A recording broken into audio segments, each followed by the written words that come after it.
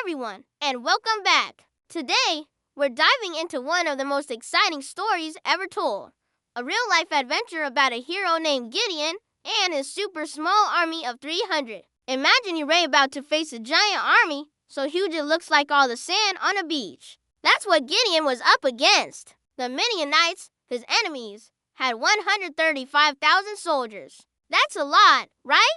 Gideon, on the other hand, started with a pretty big army of his own, about 32,000 soldiers. But then, something totally unexpected happened. God told Gideon, "Your army is too big." Too big? How could that be? Well, God wanted to make sure that when they won, everyone would know it was because of his help, not just because they had a lot of soldiers. So, God gave Gideon some instructions. First, Gideon told anyone who was scared that they could go home. And guess what? 22,000 soldiers left. That left him with just 10,000 men. Still a lot, but way less than before. But God said, it's still too many. So, God gave Gideon a second test. He had the men go down to a river to drink water. Now, this is where it gets interesting. Most of the soldiers got down on their knees, putting their faces right in the water to drink. But a small group, only 300 of them, stayed alert. They scooped up the water with their hands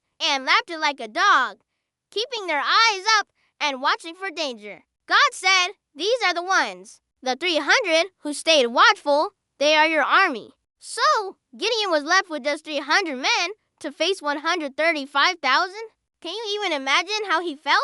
He probably went from feeling confident to maybe a little bit worried. But Gideon trusted God. He knew that if this was God's plan, it was a plan for victory. God even gave Gideon a little boost of confidence. He told Gideon to sneak down to the enemy camp at night. There, Gideon overheard a Midianite soldier telling his friend about a dream he had. In the dream, a loaf of barley bread tumbled into their camp and knocked over a tent. His friend said, this can only mean one thing. It's the sword of Gideon. God has given us into his hands. Hearing this, Gideon knew for sure that God was with him. His fear totally vanished, and he was filled with courage. He rushed back to his 300 men, filled with excitement. Now, get ready for the coolest battle plan ever.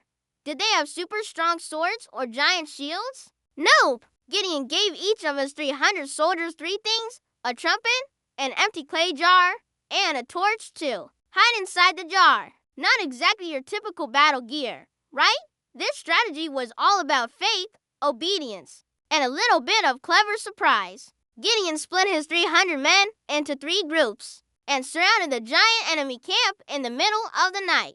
Everyone was asleep. On Gideon's signal, they all did 3 things at once. First, they smashed their clay jars. Crash. Imagine the noise of 300 jars breaking all at the same time in the quiet night.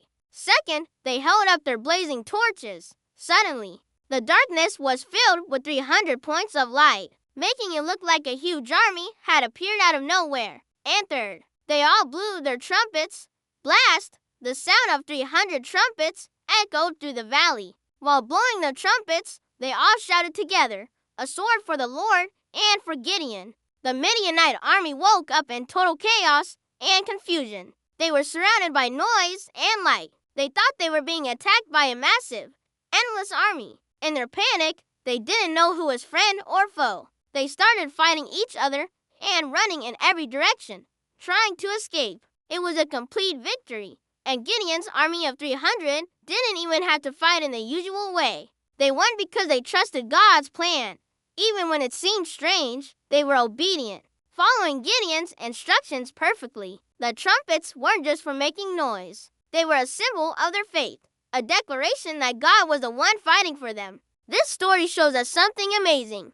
Gideon started as a doubtful guy, hiding away from his enemies. But by listening to God, he transformed into a brave and decisive leader. His tiny army, chosen for their watchfulness and readiness, accomplished something that seemed impossible. It wasn't about their strength or their numbers.